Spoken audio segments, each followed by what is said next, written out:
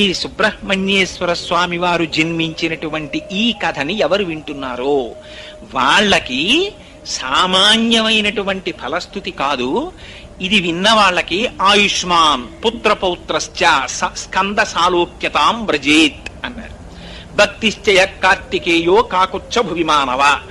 ఈ భూలోకంలో ఎవరైనా కూర్చుని సుబ్రహ్మణ్యేశ్వర స్వామి వారు జన్మించినటువంటి కథని శ్రద్ధాభక్తులతో విన్నంత మాత్రం చేత వాళ్ళకి అకాల మరణము ఉంటే జాతకంలో అది ఆ దోషము పోయి వాళ్ళకి దీర్ఘాయుర్దాయం కలుగుతుంది. గర్భిణీ స్త్రీలు వింటే దీర్ఘాయుష్మంతుడు, వీర్యవంతుడు, తేజోవంతుడైన కుమారుడు జన్మిస్తాడు. సరికదా వంశం నిలబడుతుంది.